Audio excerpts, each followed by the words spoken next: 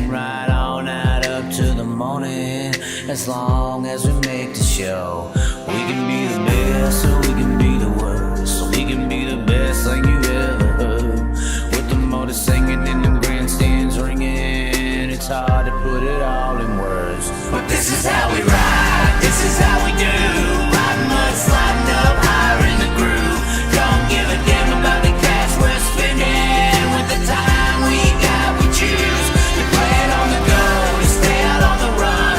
We all high, wild, and handsome. Ain't telling you what's right or wrong, or what to choose. Hey, but this is how we do. This is how we do.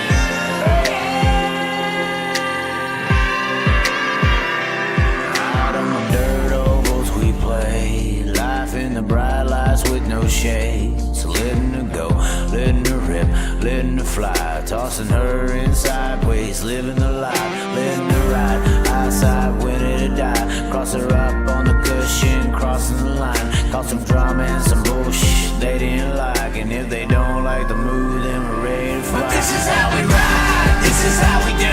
Riding mud, sliding up higher in the groove.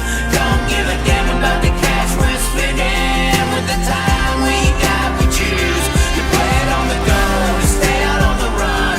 We all high, wild, and handsome. Ain't telling you what's right or wrong, or what to choose. Hey, but this is how we do. This is how we do.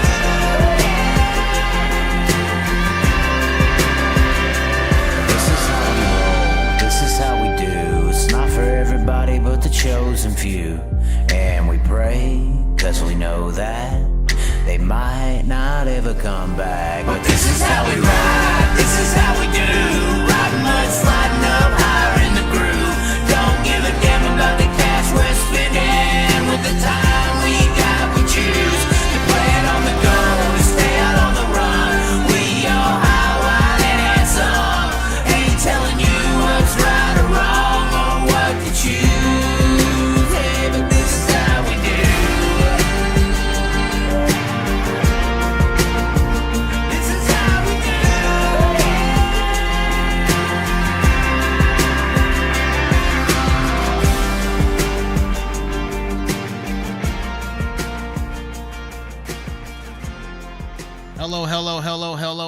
Hello, ladies and gentlemen. We are here in the new background, I guess you could call it, new little look. Oh, I don't like that camera. I like to have the letters over here on this side, right there, looking right. We got the beautiful Simpson helmet, and we also have a guest on here today, and we may be talking about these Simpson helmets. We have SPARKY, racing analyst, undercover analyst. Oh, you spelled it wrong there when you tried to tell me. Oh my God, it looks so bad. Hey, it looks good, man. Looks good. No, we could fix I like it. We actually did a lot of stuff before we could. Maybe that is right. I don't know. Is that the right spelling? I don't know. Fuck it. If it is, it is. If it isn't, it isn't. It's good enough. We're doing it as fast as we can, and we have a bunch of topics to talk to you about. We just had the Chicago topic that we had playing, and it's an interesting world in today's society where, in my opinion, the Chicago NASCAR race was trying to look like F1. And you just continue. Introduce yourself. First of all, your name is SPARKY, and you are undercover from the Lizard People, or what? I'm undercover, man. I'm undercover from Canada, and we're here to talk about racing, not just sprint cars, but all forms. There's a lot to cover, man. Like you just started talking about NASCAR. It's a sad world. 4.8 million viewers. They smoked Formula One. Hold on. No. Million. I couldn't even go to Taco Bell without hearing about this damn race. So they better have got 4.8 million out of 350 million to make up the damn country. Hey, Hey, at 8:15 p.m. Eastern Time, man, they had 5.4 million viewers tuning in to watch SVG cross the finish line and celebrate. And who did they go up against to get these viewers? What was the competition? Well, at that Nobody. time of the night, man, there really wasn't much going on. No, everybody was drunk from drinking all day. It's July 4th weekend. There's nothing else to do but sit there and watch this thing go around the street instead of around the track. There was even traffic in the background. Did you see that? Hey, it was too dark. I couldn't see any traffic. There was people going to sit in traffic than to watch that damn race. I swear. So what do you think of this V8 supercar guy coming over, crossing the pond, and testing the Roval at Charlotte, and absolutely like kicking their ass, like he absolutely whooped their ass. Like it was laughable. It was pretty funny to see a guy just jump in it and kick their ass. The V8 supercar though is underrated vehicle in my opinion, and they're used to the street course style definitely more than the NASCAR guys. But my point at the end of the day is like it just exposed NASCAR for what they are, a bunch of rich preppy kids. The TV cameras almost broke when that SVG guy got out of the car and he didn't have pearly white's teeth on or teeth on or anything. It was a shocker. We saw a normal guy, it was weird. Honestly, what do you think? Do you think that NASCAR drivers can't drive on a flat track where there's off camber going into the corner? Now, we talked before we went live here, and that was my motherfucking point, and you just stole it from me. You just stole it from me. You just stole that. I had to. I think that's the difference. I think that's the difference. These guys, outside of Kyle Larson and Bell, maybe, the dirt track guys, they just can't drive on flat tracks, man. That's why they hate going to New Hampshire, and they got to repave Atlanta or change the track at Atlanta because they just can't drive, man. These new guys, they need slot cars, and if they don't have slot cars, they're out to lunch. But here's the thing. SVG, we'll just call him SVG because you can't pronounce his name. SVG. Gisbergen. I think I got it right there. So SVG was used to driving a car on the right-hand side using his left hand to shift gears. Right. He now goes to the left side and uses his right hand to shift gears, and he still heel toes on downshifts in a sequential gearbox car. This guy is unbelievable. Why?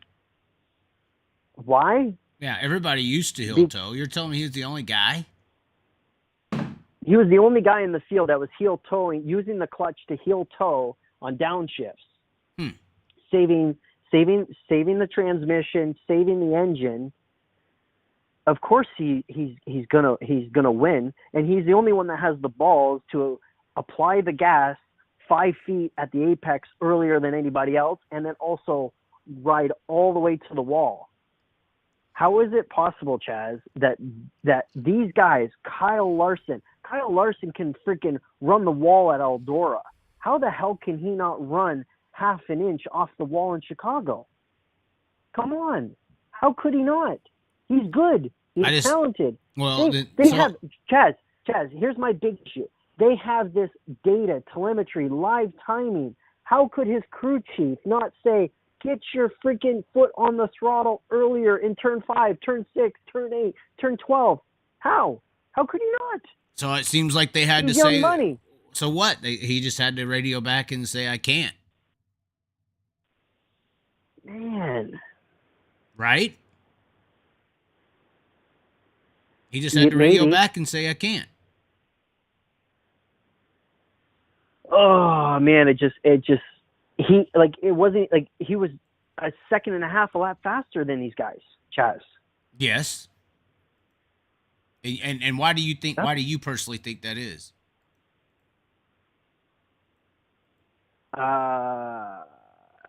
What else could it be if it ain't just? I think it's also the flat track deal. You got to worry about that. But then also you have to worry about how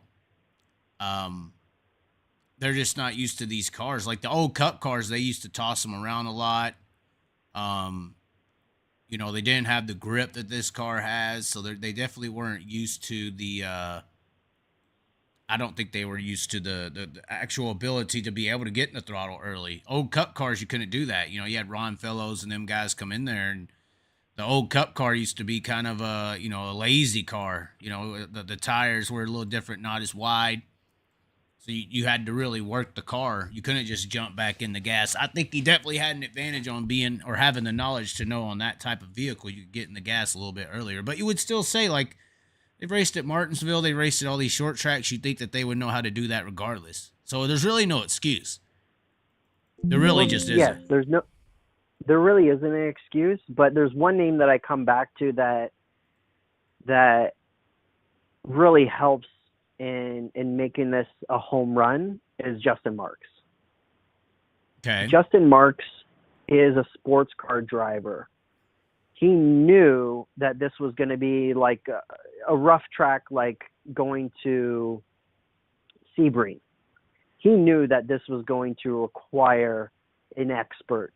And who's somebody that's been around Sebring, Daytona, SVG, right? And even right. Kyle Busch said that he's teamed up against this guy in the Lexus program.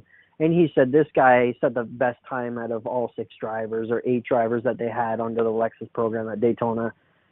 They knew how good this guy was and is. So he didn't get promoted. He didn't get promoted as much as Bubba Wallace. It's Chicago. Whoa. What do you mean, sir? What do you mean, sir? It's Chicago. Okay. There's a lot of diverse people in Chicago. This was the most diverse person there. 100%. He was from New Zealand. Yeah, but Bubba If we're talking about had a block inclusivity. party. Yeah, but Bubba had a block party.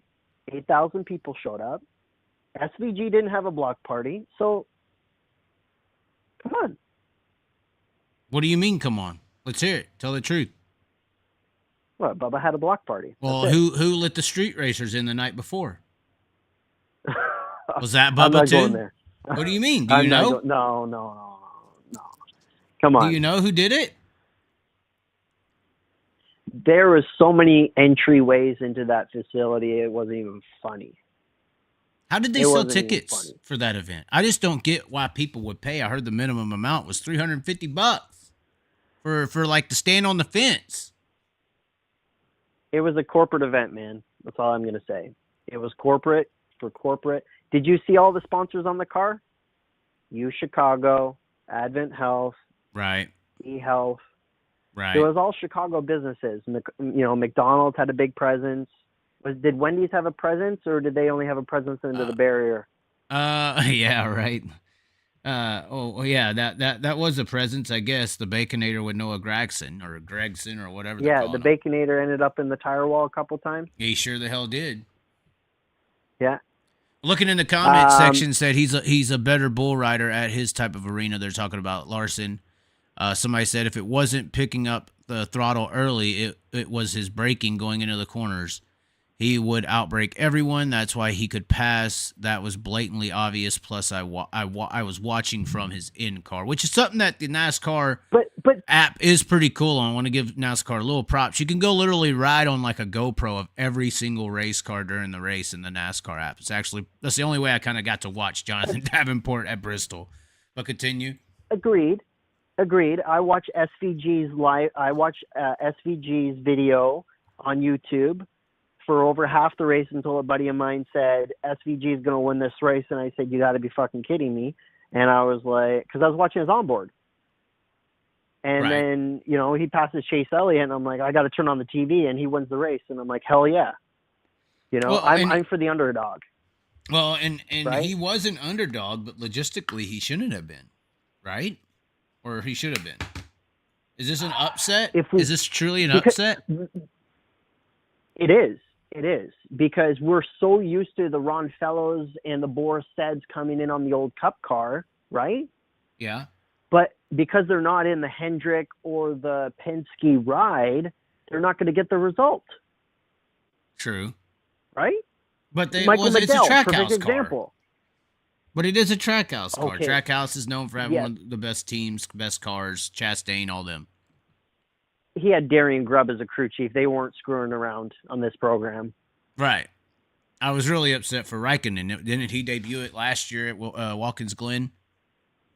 If Kimmy shows up sober, come on. He's the Iceman. He's a party guy. It was all fun and games. If you got Kimmy 12 years ago, 15 years ago, it would have been a different result, right?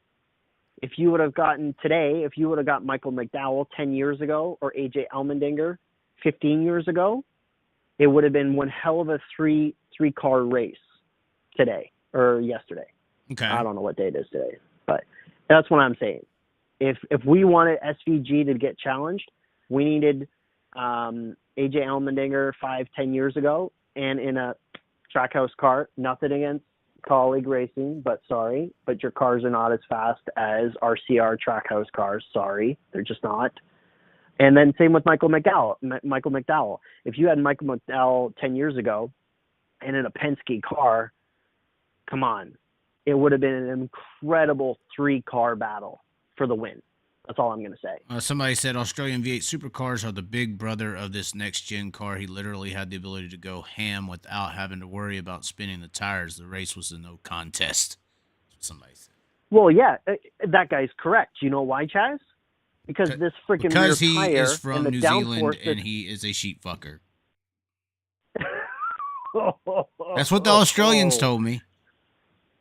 Okay, That's what the Australians told me, man. Apparently, he gets down with the sheep.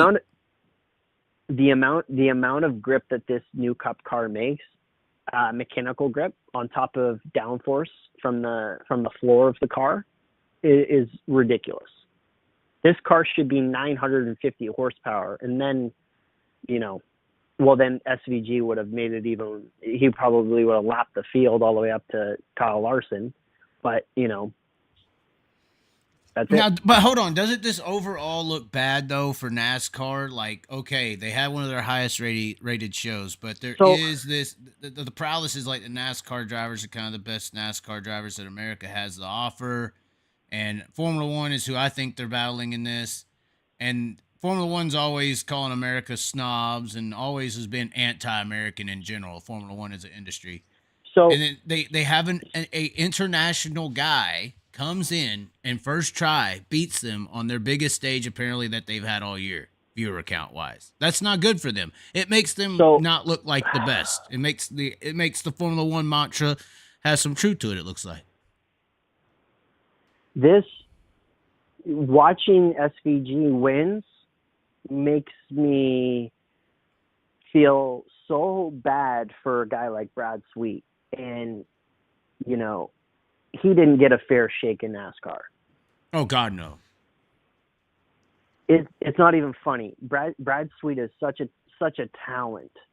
And watching SVG get into a properly prepared car, being able to test a road course the weekend before, who knows? He probably did a full race stint, and he got pit practice. He got everything. And Brad Sweet got into a Great Clips car that was not the best stuff. And he did not get a fair shake in a time where the car made such a difference. Oh, God, yeah. I mean, you can make somebody fast or slow in those times.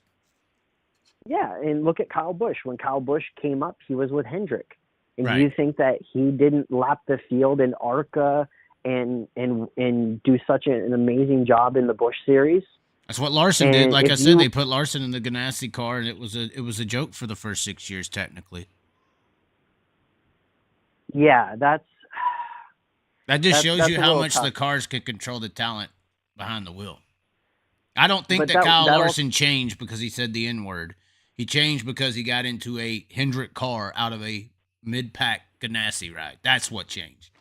And you could do that with any talent in the field throughout. And even the next-gen car, yeah, they're closer, but you still see the gaps between the vehicles and the teams.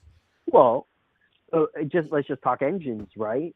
If you're at a Hendrick, you bring a Kyle Larson, you're getting either the first or the second engine.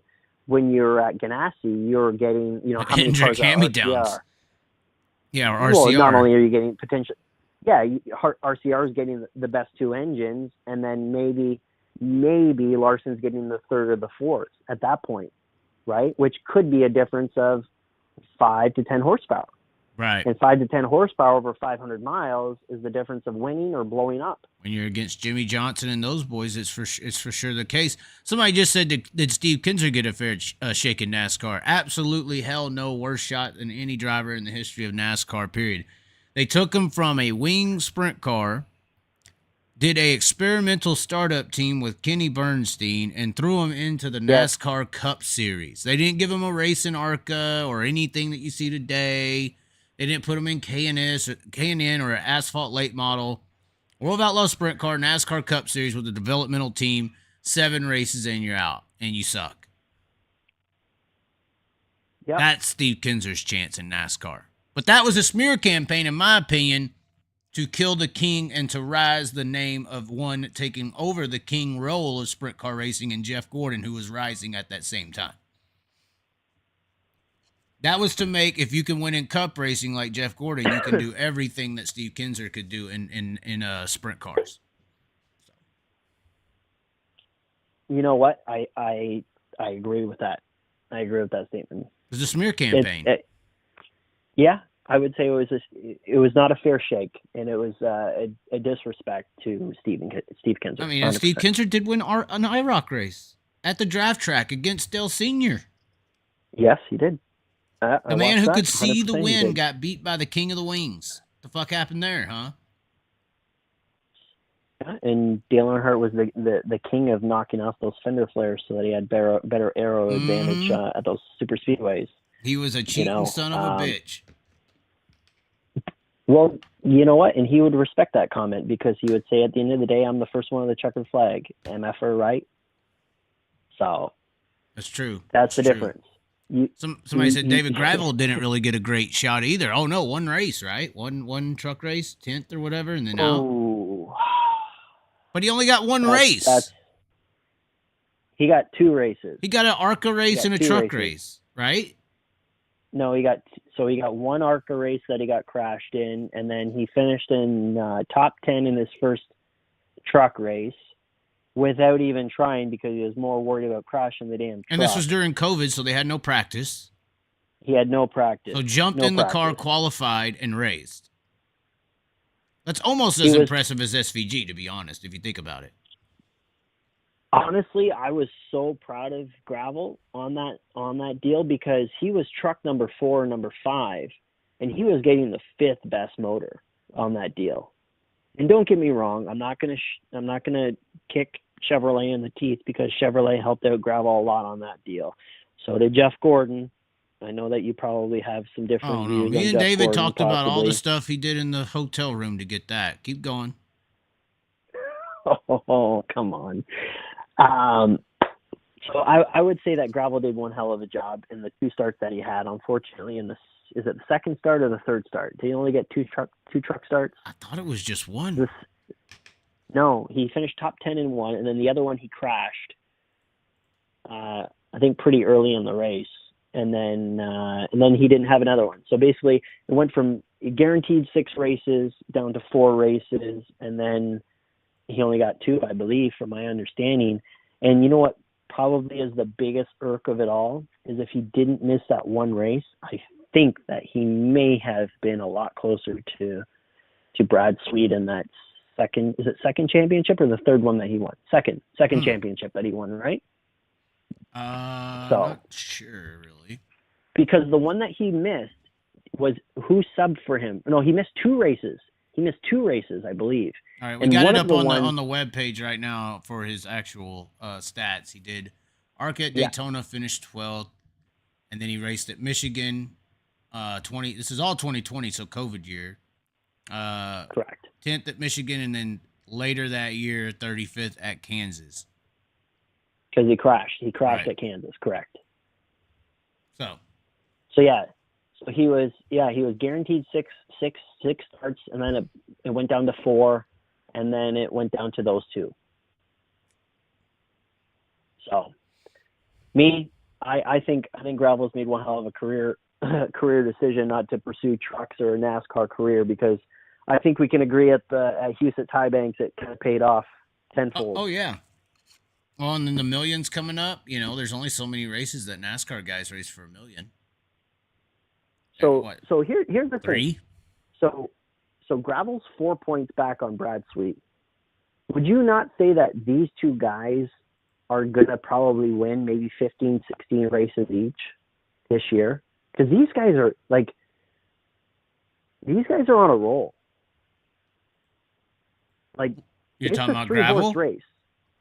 I think Gravel, Sweet, and Macedo, it's a 3-horse race for the World of Outlaw No. According to the Championship. dirt tracker guy, Gravel's going to go into a slump or something. You were saying? Oh, hangover. Oh. That's what. Yeah, are I you think sure? that's Is that confirmed? We're looking at the points right now. Gravel is 4 points back, 8 wins. Sweet was 6. Now, hang on. Let's see here. Let's pull it up. What do we got here? We got 36 starts. Brad Sweet's got 16, geez. 6 wins, 20 top 5s, 32 top 10s, and They're 36 tied in starts. top 10s. Is that a perfect top? They're Almost a perfect top 10. Only 4 times so far this year. Those top 3. Only 4 times. Yeah, but I think they both pretty much wrecked out of those, from my understanding. Well, yeah, one of those with So- Macedo, who's not too far back, was the Knoxville wreck, obviously. So Oh, we can get into that if you want to talk about fire suppression. we're going to talk about all of it. Continue. So, let's get into this, okay? So let's take Husitz out of the column here. Gravel's averaging $5,000 a start out of 36 races without Husitz. Wow. With Husitz in, he's almost, I think it's like $11,987 average a start. Now, did you with get that that stat Husitz off the win. Dirt Tracker website? No, I got that off the World of Outlaw team's website where they post all the winnings. I can do my own math. I was just making sure, man. You and him seem to have an issue with this Gravel situation. Well, I have an issue because he's not telling the real story. So, What do you mean? You can't question him, okay? I can question him because Brad Sweet is having one hell of a year, okay? And this is the first time David Gravel has ever out top 5 Brad Sweet, ever. It's by 7. And it's by 7. He's never ever out top 5 Brad Sweet. And the only way you win a championship over Brad Sweet, and I know this has never been done because he's going for 5th straight, but the only way you can beat Brad Sweet is out top 5ing him. That's it. And in the last 8 or 9 races, David Gravel is almost at an average finish of 2, like 2.1 or something. I heard it's ridiculous. And Brad Sweet is having a Brad Sweet year. I think the only reason that David Gravel has been able to have the year that he's having is they have the right core people, but they've added another element to that. And I think it's the Doug Berryman, the suspension guy. He's an FK. What do you FK mean the shock suspension guy? Like McFadden suspension guy or what? No, so KKR, so Casey Kane Racing, Casey Kane's cousin is FK Shocks, right? Okay. Doug Berryman is a FK Shocks dealer, and he's a shock specialist. And he's been on the road this year with the 2 team. I don't know how much, but quite a bit, obviously. And it seems that he's been that missing part of this team, and he's giving Cody Johnson and David Gravel and the tire specialists on the team exactly what they need to be aggressive with the setups. To not only put it on pole every single night, almost go fast time almost nearly every night, or in the top 5 every night, but giving them the tools so that he can actually make it through these dashes and through the races, like, starting 12th and racing all the way to 2nd. That's huge. right. in the World of Outlaws. Like if you have a bad night where you're starting 12th and driving all the way to second, you need to make sure that you have all of the pieces, not only the suspension, but the right tire prep and the right crew guy. You know, like Cody Johnson, these guys, they're hitting on all cylinders, man. Like and I think Morrison engines are probably generating the best, the most horsepower out of anybody. Like, let's be honest. True. Morrison's figured it out. Because I thought, me personally, when Gravel was going from the 41 to the 2, I thought he was going to have an engine issue because he made Kistler's stuff look retarded. Right. I'm sorry. He made when it came to qualifying, how many times did those guys in the 41 car put it on pole? Right. It was a deadly combo. How many times has Macedo in the 41 car put that thing on pole? Well, that's because Phil Dietz is the closest thing to Carl Kinsler we got right now, in my opinion. That's just me. But Dietz is an amazing crew chief. But why? I mean, it went from Gravel to Macedo almost seamless, though. It did. Correct, it did. And that's car. But I feel that that's car, not driver. Agreed. The car has a lot to do with it. Right. You know, my biggest concern on Macedo is that crash at Knoxville, man. Like that, if he's 54 points back right now, not saying that he can't make it up, but that to me was, man. He's gonna need Sweet and Gravel to have a wreck. Yeah, but these guys know how to win a championship. Or we know Sweet knows how to win a championship. Right. Gravel's got all the right people in place. That's all I'm saying. My biggest shock of the year right now, man, looking at the points, is Sheldon Hansfield. He's 262 back. It's honestly closer than it's looked like. Yeah. Has he looked faster than Gio every night? Has he looked faster than Baston every night? I mean, yes. You would picture him closer to the Zierfoss Allen area, right? Some nights, yes. But some nights I thought, like, I can't believe Logan Schuchart's fourth. I thought Logan Schuchart was going to challenge this year for a championship, hands down. Because last year, the way he finished, I was like, man, this guy's going to be a rocket ship in 2023. He always does that, though. He always finishes hard. He finished hard in 21. Correct. What do we have? We have 44 races left if they don't rain out? Right, so we're at almost halfway. So, well, no, we're not. We're not at halfway because we're nearly eight to the good right now on halfway if there's no rain out. Right. Well, it's close, but... It's close. But...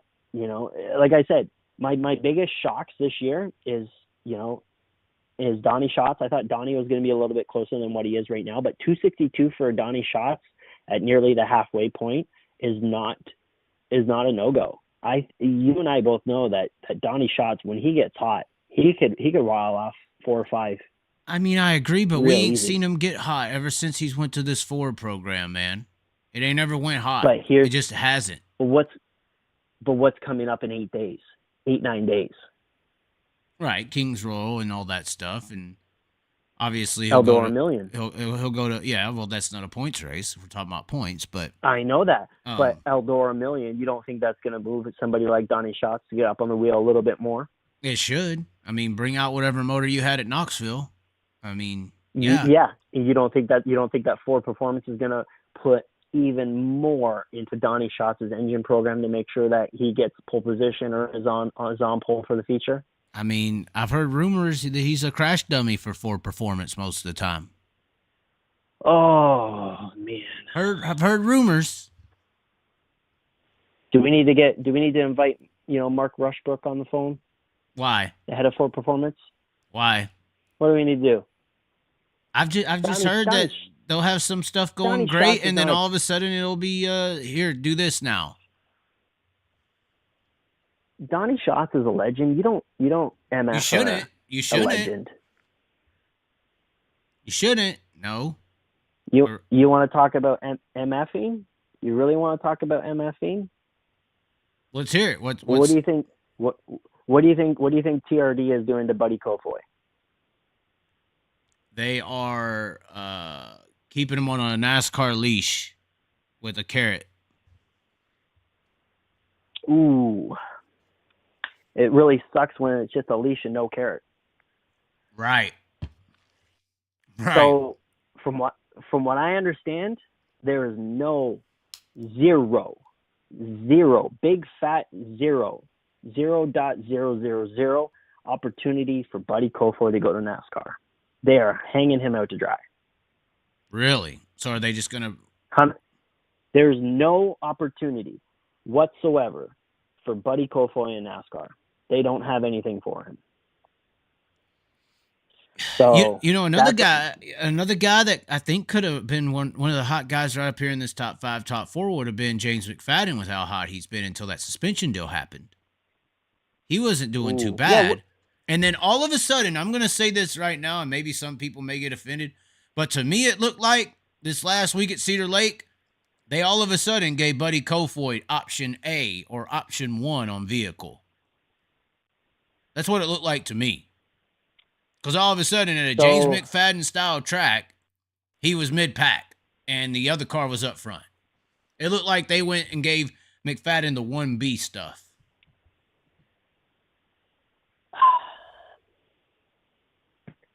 I kind of can agree with that to a certain extent. McFadden's been good, man. He ain't been slouching. He has not been slouching. I would say that he's got 4 wins. He's got 4 wins. Yeah. 4 wins on 30 starts. Yeah, 20 top 10s on 30 starts. And then he had to sit home 6 times. Right, and got docked the points. Oh, yeah, and a fine. And Did he have to pay that fine or the team? I mean, I would assume the team picked up the tab, but you never know in this world. I feel personally, that TRD is going to make Buddy Kofoid the lead on Toyota. In sprint car racing? In sprint car racing, I feel that in 410 racing, they're going to put all the money into Buddy and make something of Buddy. But if I was Buddy Kofoid, if I would have won the High Bank Nationals at Huset's, I would have been calling Tony Stewart and saying, is there any way you can help me, man, from one sprint car racer to another? Help me get to NASCAR because I deserve it. That's probably his only shot. His only shot in NASCAR is somebody like Tony Stewart vouching for him and giving him an opportunity to make it. Because at this point, TRD will probably keep him as a sprint car driver for the next 2 or 3 years and then, kick him to the curb. Well, unless they want to start an OEM program around him in sprint car racing, which is riding in popularity. It would be nice if TRD took some of that midget money that they give, Keith Coons and Chad Boat and put it into maybe a proper program of actually funding a real development of somebody in a 410. Well, but the only way that's going to happen is if they start finding a way to turn a profit in sprint car racing. Basically, they got to figure out a way to start renting rides because that's what they do to make money in the midget industry. That's what they do to make money in the trucks, in the Xfinities. Nobody's ever getting, this is the biggest stupid thing I thought about what Kenny Wallace said when he said dirt racers don't make a living racing. So you're telling me a NASCAR Cup racer does when you got to, on average, spend about $15 million renting cars to even get to a Cup ride. And then you start making $750,000. That's like the student college loan program. That's bullshit. I'm gonna invest that much to make just a little back and be in debt the rest of my if there's any business living sense, that don't make none of it to me. But the only way OEM is gonna get in, or Toyota, it seems like their business model, and most of the business models are based on rent-a-rides. 100%. That's all the midget deal is, right? That's all the midget deal is. That's all the truck deal is.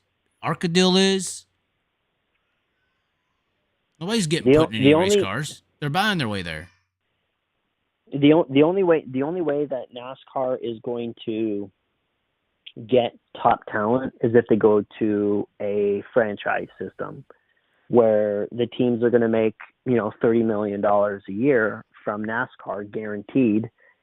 And they can go hire a Buddy Kofoid as Brad Sweet a Donnie Schatz, a David Gravel, and bring them to NASCAR. But also, don't you think that we should be working on keeping Buddy Kofoids in dirt? Yes, we do deserve to keep Buddy Kofoid in dirt. But Buddy Kofoid deserves 2-3 years in the World of Outlaw Tour. He deserves 2 to 3 years before he would ever move on, if he ever wanted that choice to move on. That's the problem. He doesn't have the choice. But he doesn't have the choice. That's the problem, Chaz. We got to make this damn dirt racing thing viable to stay and make a career in like it used to be. We can't be turning this into AAA football or baseball to where you come and race here for a few years and then move up. There ain't no fucking moving up. This is the top.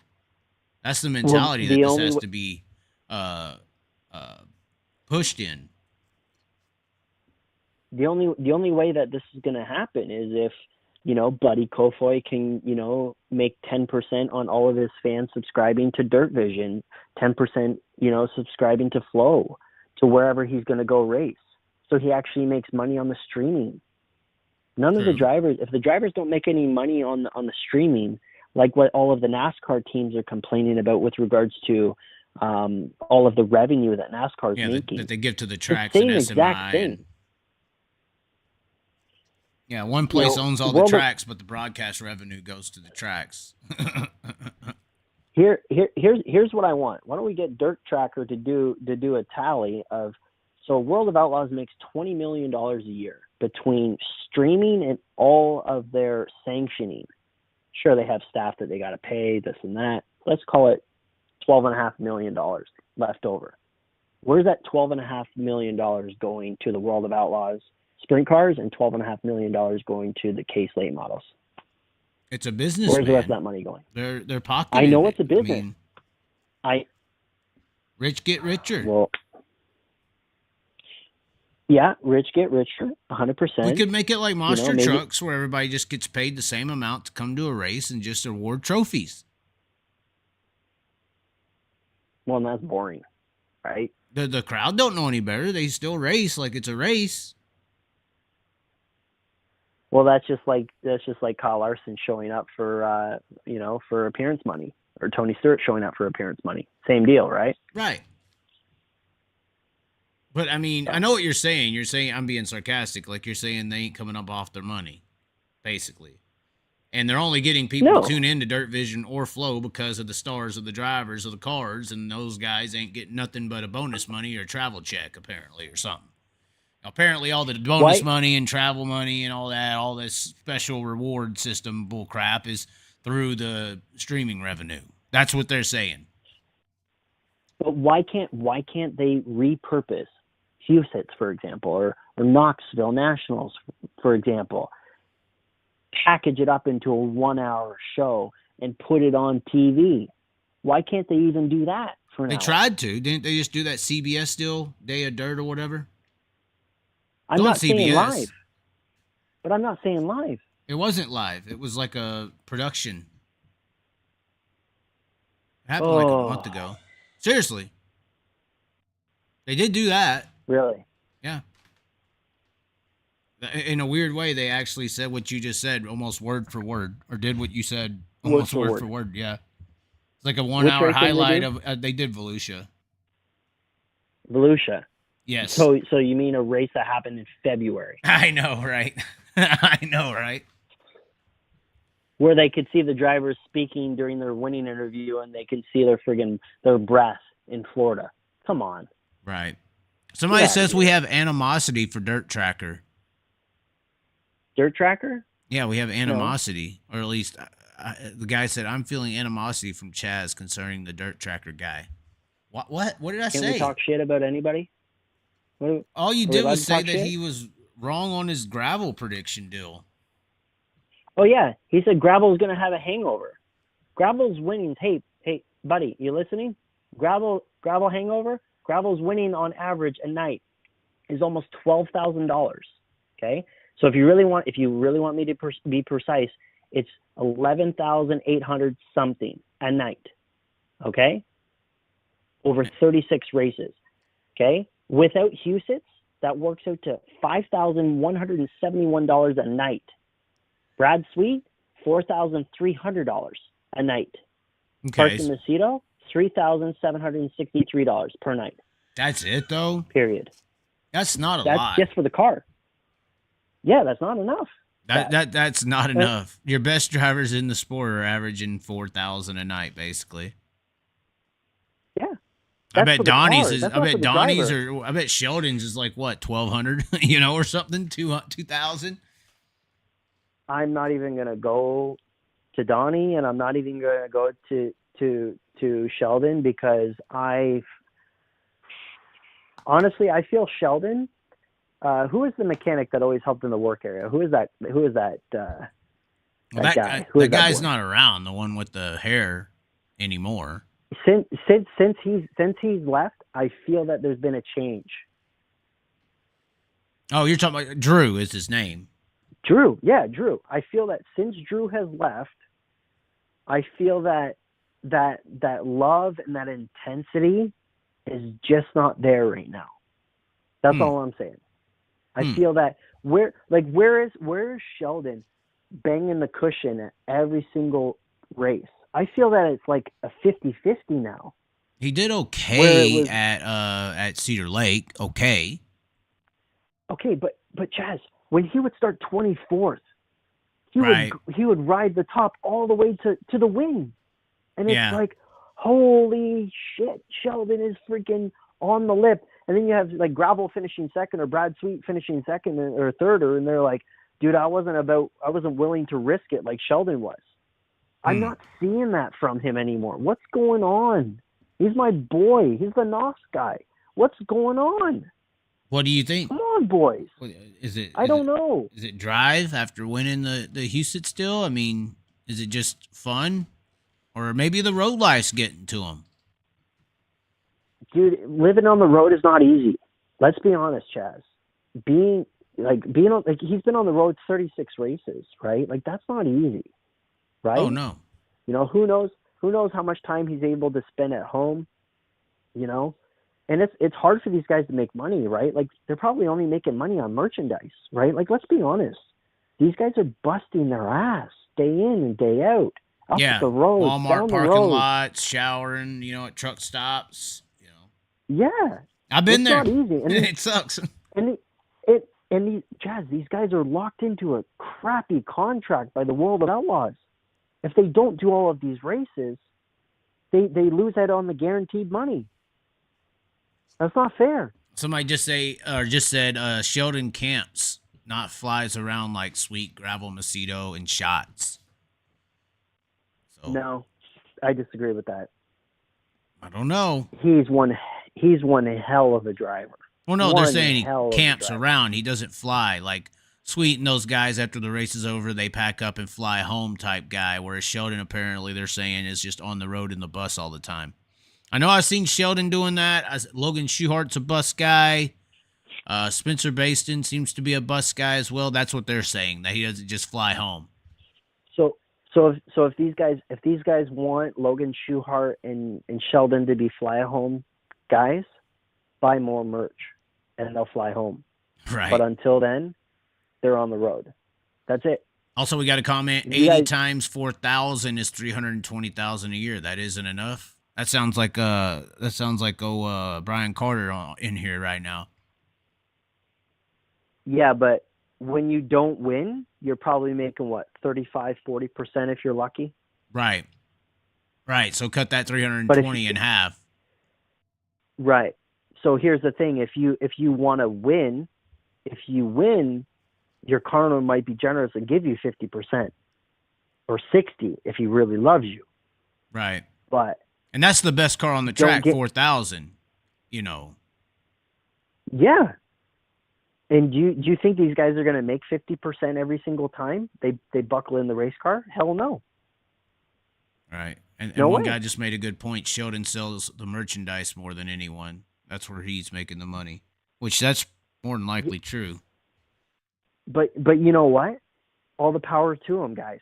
Let's be honest. Because what happens if NOS Energy goes away? What happens?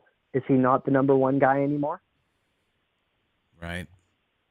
He's got to take it when he can, right? True. That's the thing. You can't, and I'm not hating on Dirt Tracker, I'm not hating on anybody, but you got to understand the situation that these guys are in. You know, sure, Sheldon's old man was one hell of a sprint car driver. He's got the last name, but Sheldon's building his own brand, guys, and he's one hell of a driver. Right. You got to respect it. But That's you're all I'm saying what you gotta happened? Respect it. Dude, I don't know. I don't know. He's not having engine problems. Maybe it's this new tire, Chaz. What do you think? Is it this new tire?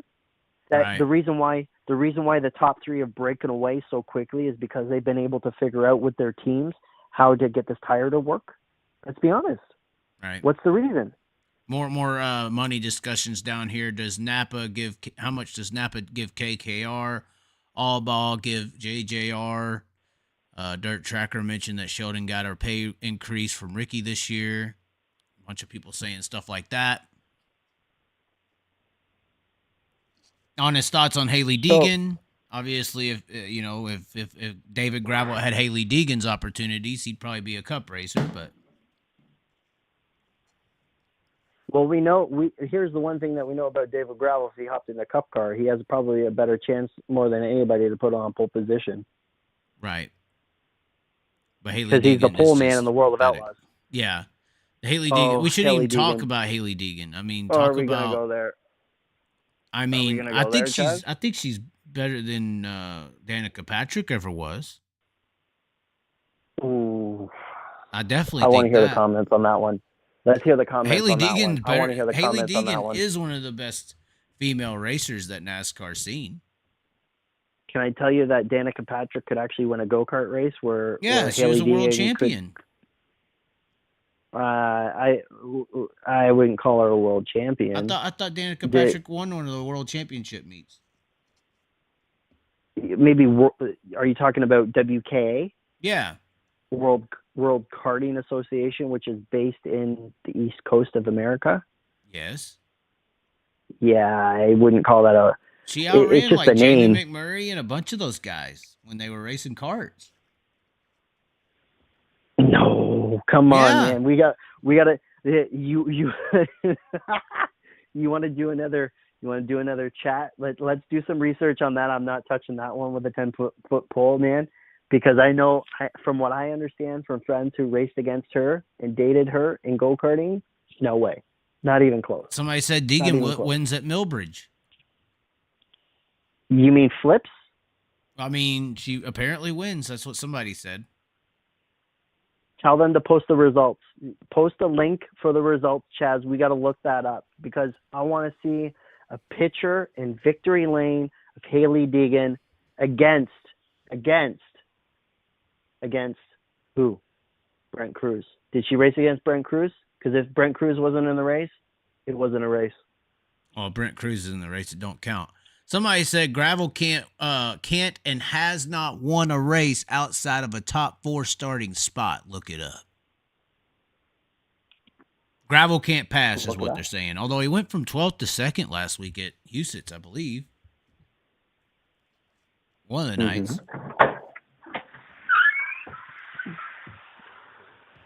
What just happened over there? Someone said Caitlyn Jenner is better than Deegan. I'm not touching that with the 10-foot pole. I don't think anyone's got a 10-foot pole in that scenario. What's some other stuff we wanted to talk about? Bobby Pierce, right? You wanted to talk about Bobby Pierce just a little bit. Obviously, there was the bologna sandwich incident.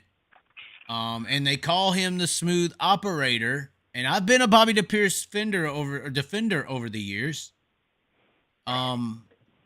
I think that he pulls off a lot of risky moves that he pulls off 85% of the time, 90 maybe, but those 10% of the times when he doesn't pull it off, that's when people become really vocal about his mistakes. Smooth operator, I don't know why that is his nickname. That does not make sense to me. It's the furthest thing from my mind. And it's probably the furthest thing from Jimmy Owens' mind and Kyle Bronson's mind. Jimmy Owens' thing at Vegas was bad. dude, if he's like, here's the thing that is just kind of laughable is he's leading the World of Outlaw late model points, and he has duct tape across his chest on his driver's suit saying your name here or your logo here. He Right. needs sponsors to get up and down the road, and he's leading the World of Outlaw points. Yeah, and Kenny There's Wallace is 12 giving him money. Is Jags sponsoring him now? I don't know. The spot was open, and there was some Facebook post looking for sponsors, and then Kenny Wallace said that he sponsored them. I ain't seen. I've been to the track here recently. I didn't see that, or on Dirt Vision. Obviously, the spot that was for sale isn't covered up with anything, so I don't know what's really going on there. But Well, there's Toyota on his car. Is that from Kenny Wallace too? Because I Kenny don't Wallace is know. a big Toyota guy. I don't know. Potentially. Maybe it is. Maybe it's Toyota. I think if Kenny Wallace really likes Pierce, I really think he should talk to Jags and forking out $150K to Bobby Pierce to win the championship. Now the What do you late think? model guys do race for a lot more money, though. You would think they can make a living a little bit better than the sprint car guys just based on earnings that they race for. Like this Well, week in you particular, it's a $10,000, $10,000, and $50,000 win race in Lucas Oil at Deer Creek. Monday is $20,000, and then I believe it's a $50,000 the following week, and then the following week is Silver Dollar Nationals, which is $63,000 or $53,000 to win, $5,000 to start. So I mean, they race for a bunch of money, and then I think right after that it's $100,000 to win the following Tuesday. So like that's what I mean. Like the winnings that you can earn just racing late models almost past the corporatism that the sprint car racing industry is. The sprint car racing industry is like corporatism. The late model industry is more like capitalism. It's more of a free market in many ways. Well, the reason why you say it's free market because the World of Outlaws late model guys can go and run anything, right? Right, and They're really, not World of just Outlaw limited. late models are second tier. Lucas Oil would be considered the top of the level in Ooh. most people's opinion. Lucas Oil late model series is the 1A series of late model racing. Well, how's that chase for the championship working out for Lucas Oil? Is that going to be good? It's kind of went under the radar. I still think it's a badass idea. I think Dirt Track World Championship, where you got 4 guys basically racing for a championship at Eldora, that's going to be really badass. I think that's possibly the second biggest race of the year at Eldora, behind the Eldora Million and Kings Royal Week. But it isn't. It isn't really. It's not being a headline story like you would have thought it would be. Fair enough. And people Fair are enough. dropping off the tour. So That is true. So, at what point do you think Kyle Bronson is going to put his fist in Bobby Pierce's mouth? That's my big question to you. oh my God. That ain't gonna Wow. happen. I don't think it'll happen. I know, like, another big difference between late models and sprint car people is the drivers of the cars in sprint cars are like mini jockey guys, and the late model guys are kind of like they got some meat on them. Like when Ryan Gustin gets out the car, the whole damn thing shakes around. So there's some big guys over there. Kyle Bronson's not really a big guy, but he is a stocky guy. Bobby Pierce is the same kind of deal, but he's a considerably amount shorter than Kyle Bronson. I think Bronson could take Bobby Pierce in the cage or on the ground. But I don't know if he's going to risk it. I don't know. Well, like I know in NASCAR, if you fight, you get a fine. But in the World of Outlaws, do they give you a fine if you punch somebody out at the podium? Because you know how they line up first, second, third, right? Right. Well, if you're not happy with somebody, why don't you just say, "Hey, I didn't appreciate that," and then just take care of it right there instead of waiting a week or two. Take Right. care of it right there. Right. I don't know. I mean, would they, from my understanding also, Bobby Pierce is the World of Outlaw love child. I've heard it from several drivers. I don't think it's true for the record. I think this is a lie. But it's under the belief by a couple of drivers that the World of Outlaw Late Model Series have literally paid in some sort or fashion to get Bobby Pierce onto the road this year. Like they did something special to get him on the road and some of these other premium guys to come onto the Outlaw Tour, because the World of Outlaw Late Model Series last year was a literal joke.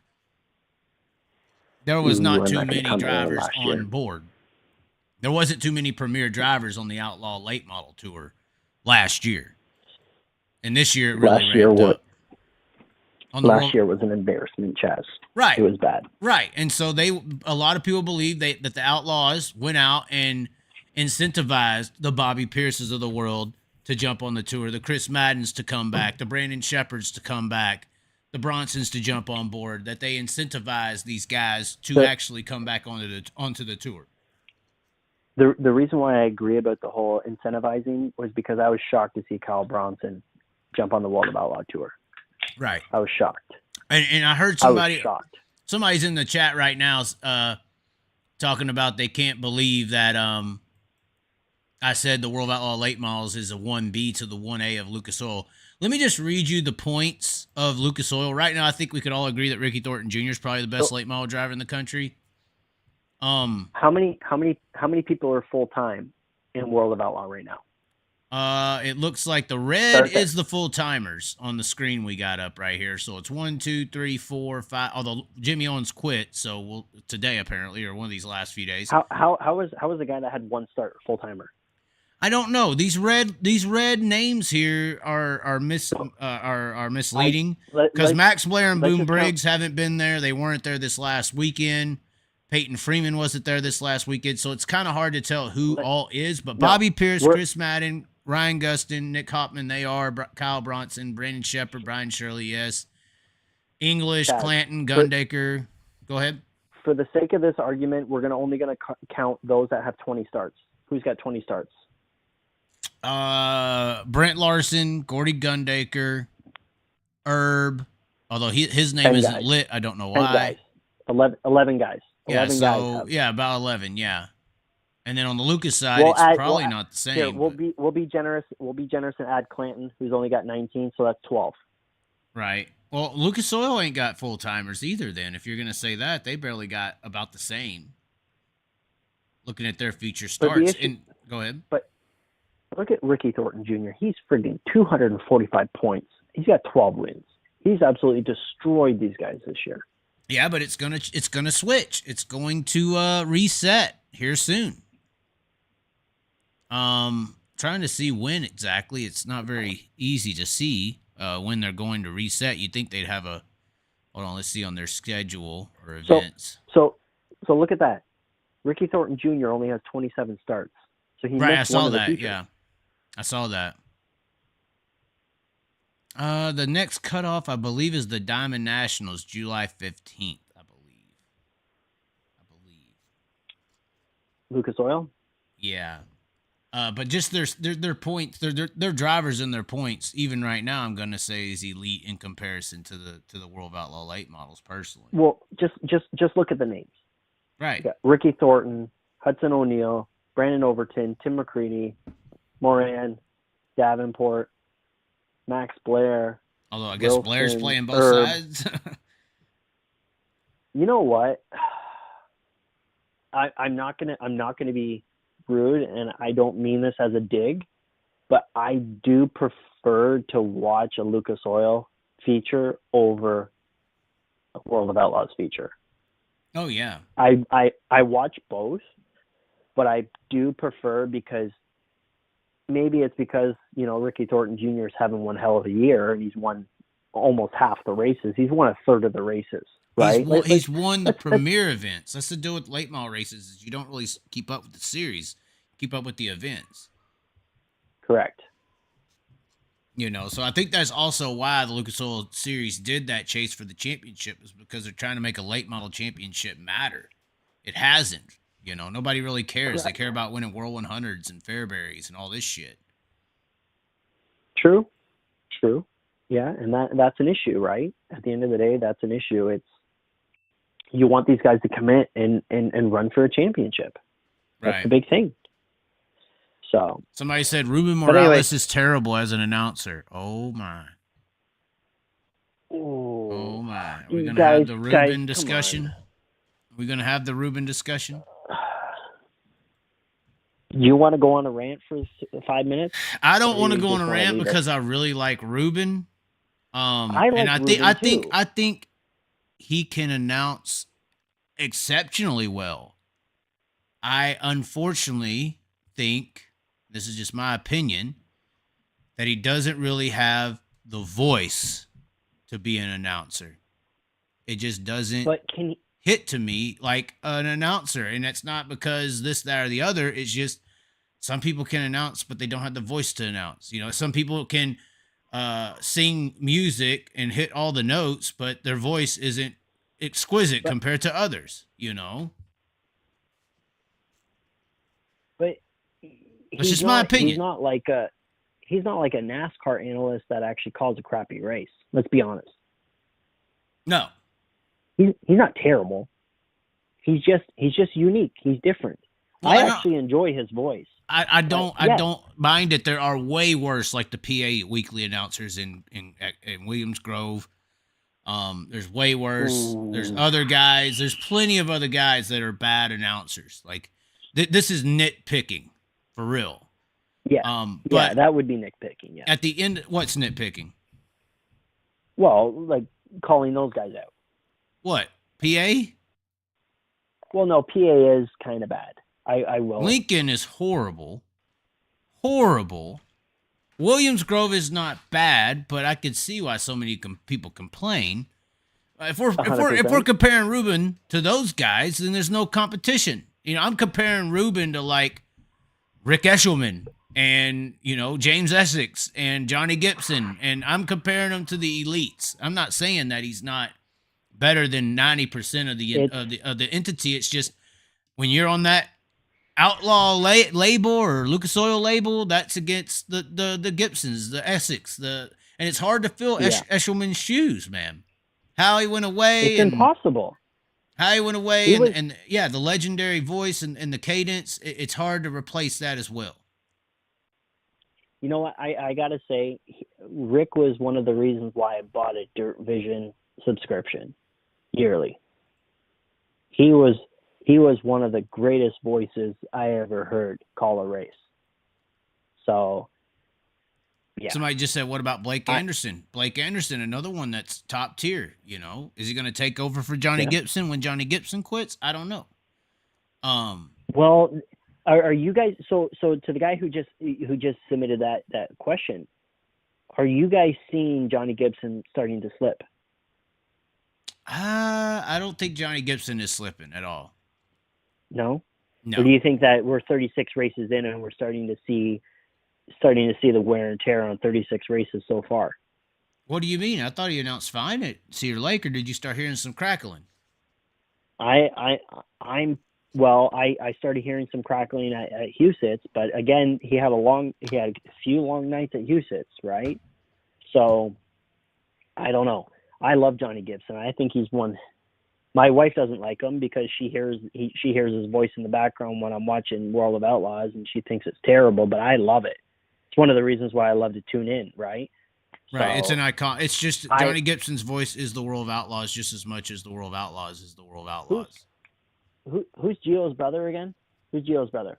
Dominic. He was a pretty good pit reporter. Do you not co-host?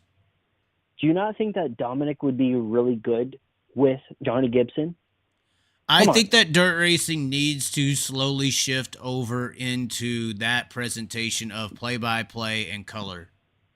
You know, two guys who have good cadence. And that's why I feel that Johnny needs some help, because Johnny can't do everything. He don't tell him that. You know, don't tell him that. I won't say that because, you know, World of Outlaws will cut his pay, right? But he's so good at what he does. I feel that they're wearing the guy out. That's all I'm saying. Right. Well, I think that he wants to be wore out. I think he likes that role. I think he wants the responsibility. Right. And at the same time, You know, he's done a lot of changes in the management level. Like, I've heard people say the only reason that the World of Outlaws format is how it is right now, how they qualify and line up front, is because of Johnny Gibson and Brad Sweet's idea to try to get Donnie Schatz to not win, because they accused Donnie Schatz of sandbagging for years. So they changed the format to where they rewarded high qualifying efforts more than the inverts, because they believed that Schatz was sandbagging. So that right there, talking about qualifying, why doesn't the World of Outlaws in 2024 give 5 points to the pole position person? Why? That's me. Give the guy or woman, if there ever happens to be a woman that runs a World Paige of Outlaws Poliak, car where race. you at? Paige is pretty good. It's probably one of the best female racers I've seen in a long time, but continue. Agreed. So why don't I challenge the World of Outlaws in 2024 to put up 5 points for every pole position, period. And guess what? If there's split qualifying, it still goes to the fastest time. I think there needs to be an invert. Ooh. Every week. The old format used to be inverted. Do you think there should be an invert versus okay, so if there's an invert, you know what you do? You pay 5 points for pole, you pay 3 points for second, and then 2-1 from there. So that you want these guys to want to go for pole position to get the 5 points or 3 points or 2 points or 1 point for the championship. Right. You got to incentivize for them to want to go for pole. Make it 10 points. Make it 10 points for pole and 5 points for second and 3 points for third. Right. Right? So then when you do the invert, you're just adding a whole nother level of entertainment. And also you're adding more value for the drivers to want to go for pole position. That's it. You know, somebody just said, what if the track slows down in qualifying? I mean, that's just what's going to happen. I mean, track slows down in qualifying and people go to the back. It is what it is. This year, they've been pretty good. Let's be honest. The tracks for World of Outlaw qualifying has been pretty good this year so far. You mean as far as being even and stuff like that? Yeah, it's been pretty even this year, I think, from a qualifying standpoint. You've seen somebody go out third in qualifying and be on pole for nearly the entire session, and then you have somebody like Macedo or Gravel or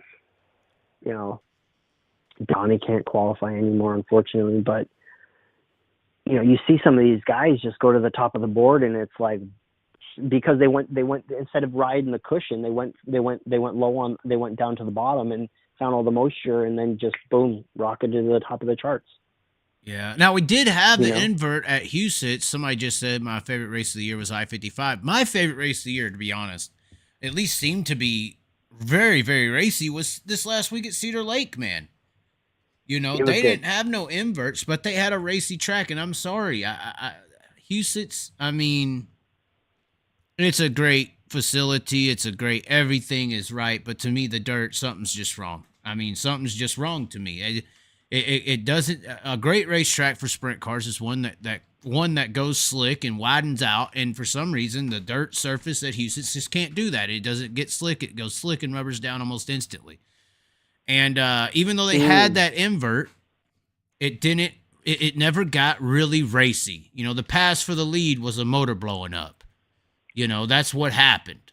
I mean, Cedar Lake though. We get to the next week. A lot of my hopes for sprint car racing were down after Huset's because I just didn't see raciness on a short track, and that's why I love short tracks, because short tracks usually get racy. And then we get Cedar Lake, and man, they were racing. I mean, all over the racetrack, floating the middle, rolling the bottom, tearing up the top. That was one of the best two nights of racing that I've seen here recently. Or maybe I'm just suffering from a Huset's, high banks, single file, no passing, no raciness hangover, but that's what I saw. Well, I think on the final night of Houston, if they didn't have that rain, I think it would have been a better show. That's what I think. Well, I mean, you could They say didn't the have that- rain, but I mean, I was there all 4 nights. The track just, and I've been there all year. The track just does not widen out, and slow. It doesn't slow down, and you don't really necessarily have to slow down. I mean, Cedar Lake slowed down a little bit, Well, but it never goes icy slick. It never gets slick. It never gets widened out. There's never multiple grooves formulated, and it's just, I don't know why. I'm gonna say everything but the actual soil of the track is amazing about Houston's. And I feel bad for him in a way, because to change that would be almost the same amount to build the facility itself, so. it'd probably be $1 million to change all of the dirt at Houston's. It would be a lot of truckloads in and out of that place. Yeah. I don't know. Get the same dirt from Cedar Lake, because it seems to work great. It ain't that far, but I don't know. Still, yeah, a lot of money. Yeah, it's, because I've gone to a lot of dirt tracks, and obviously you have as well, right, Chaz? Like, let's be honest, when you see that little that sand in the air, that dirt in the air, it's over. That's when you know it's not going to be I've been to so many races, right? And I know people that own dirt tracks that happened one night. And they said next year we're going to completely change everything, and it was way better. But it was like $250,000, $300,000 later. But some of these track owners have the money to spend, but then there's some track owners that don't have the money to spend. That they can't do that. If I was like Houston, somebody running their department, I'd try to get some government grant money, because I guarantee you that's one of the most traveled events that they got in the whole damn state of little bitty South Dakota. I mean, I would try to get some grant money, go to Port Royal route, get into the political side of it. I'm sure they can, I mean, obviously they got it, but I mean, Houston is like what Bristol used to be for NASCAR. Like it could probably be one of the greatest little short track events for sprint cars ever. Right. If they can, but it could be a dirt issue, right? Because let's put it this way. That's what I think right? it is. It's a dirt issue. Let's put it this way. Here's the issue. If they had less events on that dirt, it could have been a little bit better. But then that goes against your weekly guys, right? And that's not fair to your weekly guys that want to commit to the entire year and travel all the way to your event, right? So it's like you can be screwed either way, right? But then you're back to the dirt issue. So maybe you're right, Chaz. Maybe you're hitting on something that it's some type. This is a science. And it's like you said. I've been at East Bay. East Bay does the same. A lot of tracks. Anytime you get sand in the air, that sandy dirt grit feeling when you're standing on the outside of the track, that track most of the time, 9 times out of 10, it's just not a good track. The actual it's going to track. take rubber. It's going because it's sandpaper on the surface. Yep. Because that's why there's dust. There's sand in the air. So where's the sand coming? The dirt on the surface. Oh, so what does sand do to dirt or to rubber? It fucking sandpapers it off and just rips it down. And it's so banked at Houston's that there's a lot of force on the tires, on the car, entering the corner. It's already smashing the tire into the track. So would you say that does this new tire have does it have more contact patch? Is it a flatter tire than the That's old what tire? some people are saying as well, is the new tire itself lays more of a contact patch and therefore lays down a little bit more rubber as well, because the contact patch is a little bit bigger. And that's why the World Outlaws have kind of mandated a lot of their racetracks to be hooked up, and kind of mandated a lot of track reworks. Even Cedar Lake had a track rework, I believe, during the fireworks show or somewhere around there. So they're worried about laying rubber, right? Because that new tire that comes apart. I'm sure you saw that Facebook video where the tires are coming apart. Yeah, I saw a couple. Was it Cedar Lake this weekend that there was a couple tires that went down? Well, this guy posted a video on Facebook of a tire actually coming. Like, he showed it was an IMCA tire, G60. and he showed in the tread pattern where how we see these blocks are coming off, and we see these like tires missing blocks. He was showing a brand new tire from IMC or from a tire dealership, and you could see in between here. I'm going to bring the video up on the screen. Hold on. Wanted to take a minute. We'll put it on the screen for those who can see. So this is a brand new G60 IMCA G60 tire, and where he's got that penis drawing on the tread pattern as he's going up, he's viewing it as a brand new IMCA tire. But he's about to show you in the tread pattern, in between the blocks, you can literally see the beads of the tire. And he's trying to show the structural kind of wear. Oh. Right on. Trying to give it a pause there so we could kind of. So I just paused it. You can actually see, I don't know if you can see this. Oh, wow. You can actually see the bead of the tire. They did not formulate in the mold enough rubber to actually cover the bead of the structure or the structure of the tire. Wow, that's brand new, never run. Brand new, never run, fresh off the shelf. And he's trying to say, this is why you see the blocks coming off of the tires, because they're molding and pressing these tires to the point that they're not even getting enough rubber into the tire to have a full structure. That's like the last one in the mold, last couple in the mold of that batch. And then that's the result you get right there is the blocks coming up. But imagine if you didn't have a tire guy actually looking meticulously at that tire. What looking for that in particular. Like, I commend that person that actually looked for that, because they just saved their driver or themselves from junk in a race car or hurting themselves or somebody else. Right. Probably somebody will get sued soon enough. Didn't cover the cords, the beads, tomato, fuck off. You know what? Amen to that person that posted that, because that just saved somebody from an accident. So amen to them. God was looking out for them. That's all I'm going to say. Well, I mean, looking out for them. I mean, that video that was posted on June 27th, so just about a week ago, 114,000 views on Facebook. So the word is getting out. I'm sure the local Hoosier dealer gave him a call, though. So well, as they should, but that's very noticeable. Very, very, very noticeable. And I'm seeing it in other forms of racing that I'm involved in. You know, I was inflating a tire 2 weeks ago, and it completely exploded, and I've never had that before. And then I dismounted, and I looked inside, and I said, holy shite, this thing, I'm lucky that I was standing in a certain position, because it would have took my face off. Well, the problem is that almost like the World of Outlaw sprint car drivers and the World of Outlaws, you race for what we pay you, and you're going to have to eat it because we have you under a contract where you have to race with us. Why does Hoosier need to make a better tire? They ain't got no one they got to make a better tire than. You're stuck with me. What does the World of Outlaw sprint car contract look like? I do not know. I'm simply talking about the tires right now. But the bigger issue with Hoosier in this situation is there's no competition.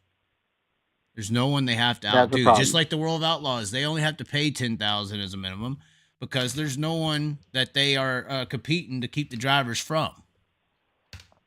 Well, what about High Limits? Do we think High Limits is gonna expand to 30 races next year? What do you think? I don't think that is the case. No, I don't think that'll happen. We'll see what happens. I mean, if Kyle Larson decides that if Rick Hendricks says no more sprint cars to Kyle Larson, I mean, High Limits is basically done. You think High Limits will be successful without Kyle Larson on the track? Yes, I do. You do. You do. I do. You know why? Because if Brad Sweet is involved, that guy hustles. I get that he hustles. That guy. You know what? I think. But the thing that the people are flocking to the track for are to see Kyle Larson race. Yes, you're right. You're right. I'm not gonna. That's what I mean. I'm not gonna. Yes. It's just like the Tony Stewart effect in the early 2000s. He was at a dirt track on a Wednesday night. Everyone in the world's there.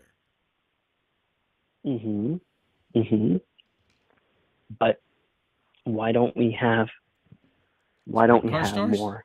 Because we don't have sprint car have... stars. Late models can pull it off without Kyle Larson, but that's because the icons of the late model racing industry are late model drivers. The icon of the sprint car racing industry is Cole Trickles. Jeff Gordon, Tony Stewart, Kyle Larson, Casey Kane. Basically, everyone who's making the World Outlaws survive right now. Agreed. I don't know, man. I honestly think that High Limit can compete with World of Outlaws if they wanted it to. Dirt Vision is rumored to increase their streaming plan to over $500 next year. That's a rumor, and that does not happen. 100%. Do not believe it. If that is a fact, they're going to lose everything. If that is a fact, I will cancel my subscription. I know a lot of people that are talking about canceling Flow already because they went NASCAR.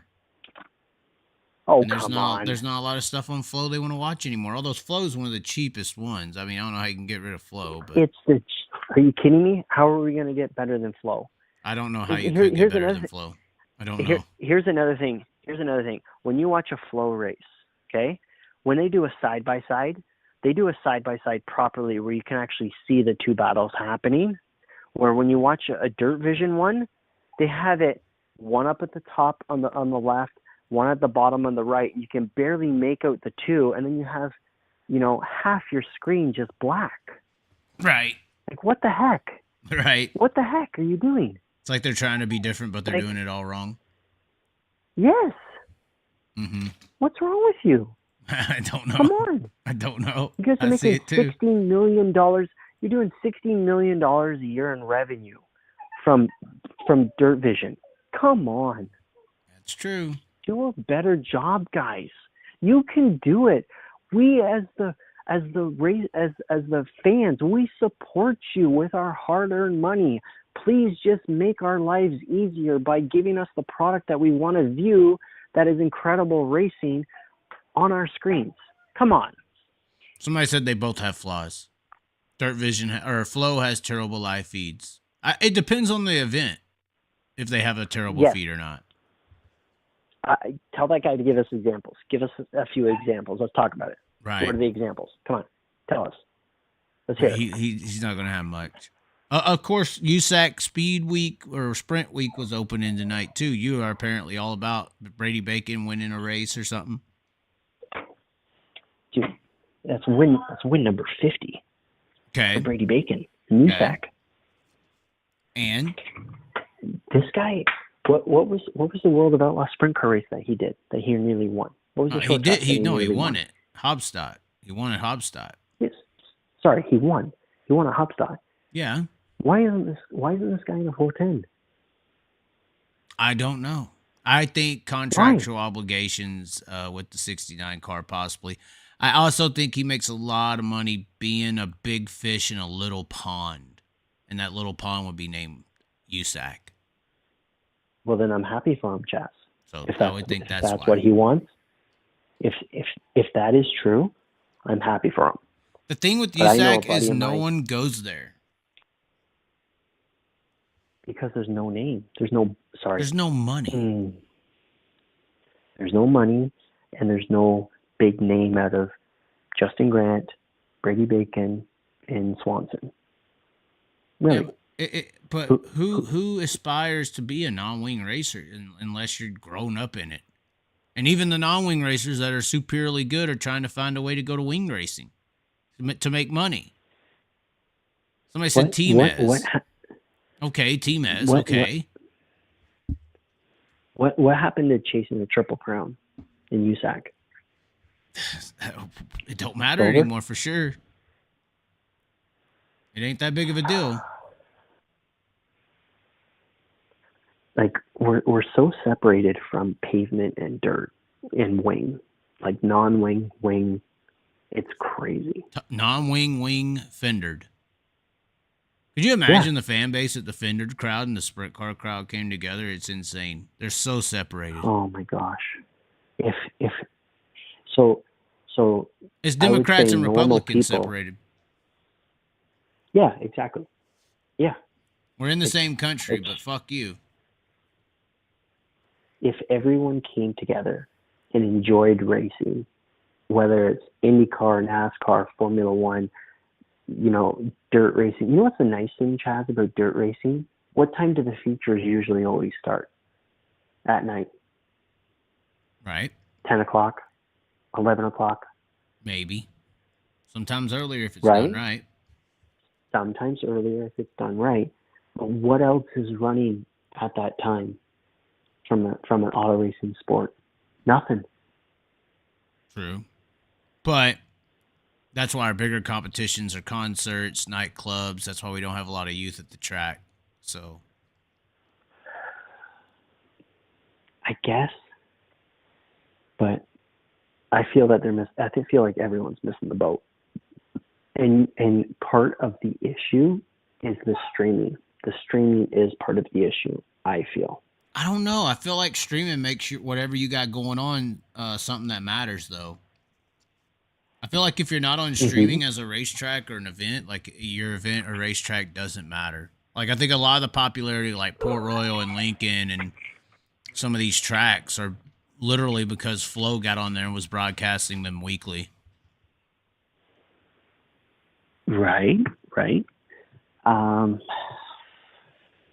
guess. There's arguments on both sides. Right. I hate it when Fox and NBC, they spend these billions of dollars on NASCAR. And the product is just, I think my biggest issue when you get to NASCAR and Formula One is it's more money than talent, right? And we can all agree with that because some of these dirt track racers have more talent, whether it's a late model, a wing, a non-wing, a midget. These guys have talent. Let's be honest, Chaz. Mm-hmm. These guys are the best of the best, and women. Some of these women are pretty good too. Right. Like, let's not knock the women either. That's why I'm saying that these higher forms of racing, it needs to be structured more where these teams are going to make more money so that they can actually hire the talent like a Josh Berry from late model racing versus a kid that brings dad's Ty money. Gibbs. No, not just a Ty Gibbs. Ty Gibbs. It's good. That's the problem with him. He was good. Let's put it this way. So Eric Amarola. I can knock him a little bit. Right. I can't knock Ty Gibbs because I saw his work ethic and I saw his ability in person. Like I saw Max Verstappen's ability in person before he ever got into a car. Right? I saw George Russell's ability before he got in a car. I saw Charles Leclerc's ability before he hopped in a car. I saw Connor Zillage, who's now racing in stock cars. I seen his ability before he got in a car. I saw Brent Cruz's ability before he even got in a car, before he even got in a dirt car. I've seen all of these kids, and I can tell you from an early age when they're 8, 9, 10, 11, 12 years old before they even get into a race car, if they can even make it. Because if they don't have that ability and that resilience in really tough situations to come out on top, they're not gonna make it in higher forms. Well, but what about the more talented drivers or more natural talented drivers that have to go get a job at 18 or 20 and make money, and they finally get them a modified or sprint car 360 at 25 or 30, the normal American way of being able to afford a $100,000 race car? What about those guys? Why are, dirt's their only option to become somebody? Well, the issue there is eyes, right? Right. Well, that's why dirt racing's their only chance. Right. Not only is dirt racing their only chance, but it's not like Mark Martin's going to show up and call you the next great thing since sliced bread, right? Yeah, when you're 28, 30 years old winning, okay, cool. You must have failed in the high school of racing. You're just a flag football player at that point. Right. Yeah. But That's the bigger issue with racing, is the perception of what a professional talent is. I mean, it don't matter how much you practice. I mean, Tim Tebow prayed to God and practiced more than Tom Brady, but Tom Brady could be drunk and stoned and still throw the football better than Tom Brady could ever, or than Tim Tebow could ever want. No matter how much he practices and tries. It's just straight talent. He's a freak of nature. No, it's just straight talent. For every Tom Brady, there's Drew Brees, there's Peyton Mannings, there's 30 other guys better than Tim Tebow that don't have to practice as much to just naturally be able to throw the ball better. Well, same thing with a race car. Perfect example is when I first saw Kyle Larson when he was in NASCAR. He willed a wing sprint car, and he won a 6-lap heat race by over half a track over second place and lapped 2 guys in a 360. Not even a 410, it was a 360. And when I met him, and I said, hey, can you take a picture with my son? And he did. And I said to him specifically, this was a long time ago, and I said, the day you get out of, this was funny, because he just responded with the biggest smile, like a Kyle Larson fan, of not answering the question or taking anything. I said to him, the day that you get out from the bridge that you are at and you get into a Hendrick car, by golly, are you going to win a championship? And he just smiled at me and he said, thanks, man, and shook my hand and walked away. And Chaz, I get to see some of these guys that are just like a God's blessing of drivers. Like Kyle Larson is unbelievable. Like, unfreaking believable. Like some of these guys, and it's all about equipment. You know, look at Brent Cruz. Brent Cruz dominated in a Trans Am car. You know, sure, it's a TA2 car. He's dominated in a TA2 car, and he's in a very well prepared car. You know, he's got Nick there at Nitro Motorsports preparing his car, and Nick used to be the setup plate guy for when Kevin Harvick was winning 8 races a year at Stewart Haas Racing. He was the key setup plate guy there on Kevin Harvick's cars. You know, like, dude, the level of talent, but you gotta be mixed up. You gotta be connected with the right equipment. Exactly what happened when Kyle Larson went to Hendrick, and he had that. Nothing changed. The talent didn't change, just the car changed. Right? That's what we run into. We run into the car. If the car's not right, come on. Look at Kerry Madsen. Look at Kerry Madsen when he was in the 14 SHR car. You know, or TSR car, sprint cars. He was an absolute monster. He was a monster. He made Donnie look bad in the 14 car. Yeah. Matt, if Tony didn't shut down that sprint car for the and open up the doors in his shop for the drag racing, Kerry Madsen could have been, maybe, who knows if they would have had plans to go full time in 2023, but he would have been a top 3, top 4 threat all year in the World of Outlaws if they would have committed to the entire year on the 14 car. He would have been a damn threat. Yeah, but that's that's a pretty big shoulda, coulda, woulda at this point. But he's still good. Kerry Madsen is still good. Now that he's in the 55 car, sure, they were together, 20 years ago, and they won some big races 20 years ago, right? Did they not? Right. If you give Kerry Madsen a decent car and a great motor, he's a threat at Eldora, at Knoxville. He is a damn threat in that 55 car. Nothing against Hunter at all, who vacated that ride. Nothing against that guy at all. I'm a big fan. And I hope did he find a ride yet? I don't think so. Not that I've seen. I hope he finds a ride soon because he is a really good guy. But I feel that if Kerry has the right crew chief, the right motor, and a decent car, I really think that he could be very dangerous at the Eldora Million, Kings Royal, and Knoxville. Somebody And just if you said guys think 39 I'm crazy- car for Eldora. That would be an interesting combo. It looks like that's 39 confirmed. car for who? Swindell Speed Lab for Hunter Schoenberg.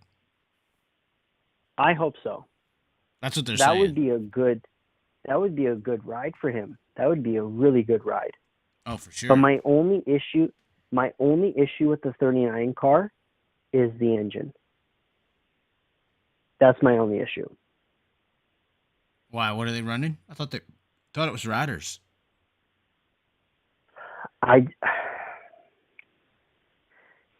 When you're not a full-time car, it's hard to keep up on this stuff. So I really hope that it's a good piece. That's all I'm saying.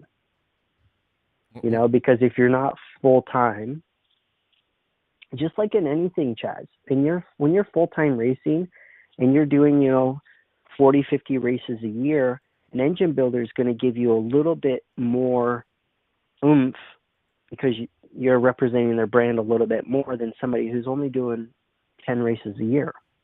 You know what I mean? Right. So, and everything's mileage, man. If you put a little bit too much mileage on some of these pieces, because these sprint car engines are a ticking time bomb, dude. Like, it's not even funny. And, it's expensive to run these things. And I feel that Swindell Speed Labs, as much as I love their YouTube videos, I really hope that they put a good motor under Hunter. And because yes, I know. Go ahead. No, I really hope they give them a good engine. That's all I'm saying. Because the Eldora Million, that track is going to be a ticking time bomb. Because who knows, they could have the track juiced up pretty good. And yeah, it is confirmed. So he is in the Hunter Schoenberg is in the Swindell car. Kerry Madsen is in the 55. Yep, Danny Dietrich is in there.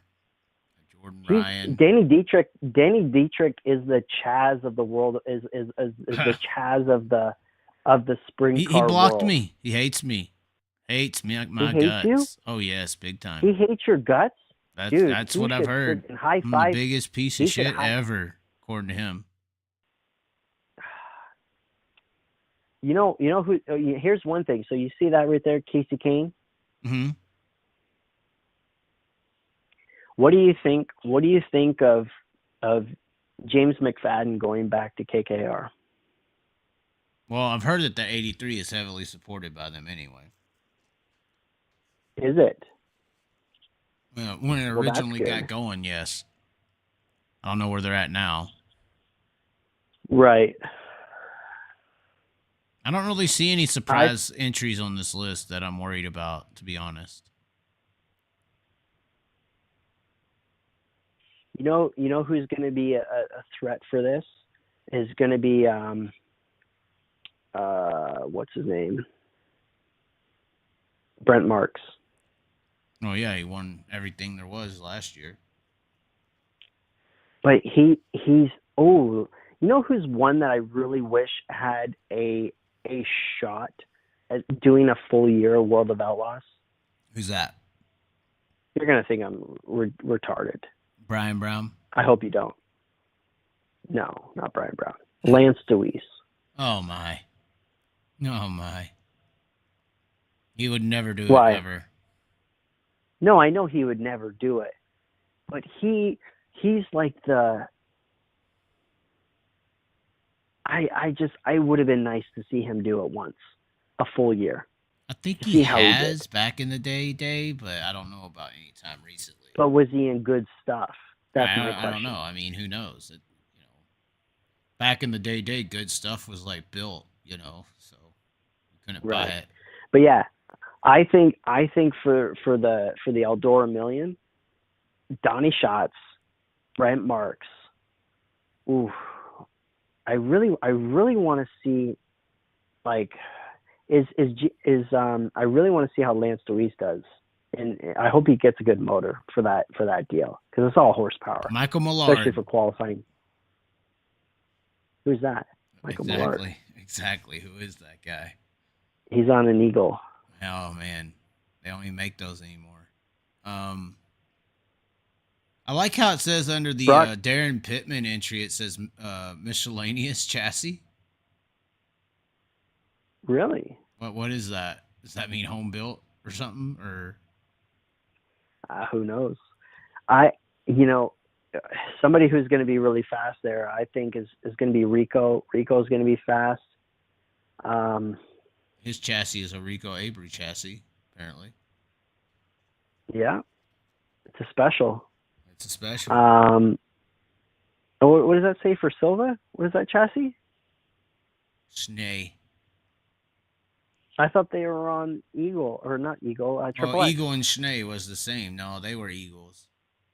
But Eagle Schnee sorry. was the same. I guess they went all the way to Schnee because they had the split. Some of the surprises this year, I would say, on the World of Outlaws is Logan Schuchart and Jacob Allen. I thought these guys would be a little bit further up. I would say for the Eldora Million, Jacob Allen and Logan Schuchart, my only fear for them is engine blowing. They seem to be the two guys that blow engines more than anybody. I mean, like last year, how many the Outlaw race earlier in the year, but right. But how many engines did they blow up last year?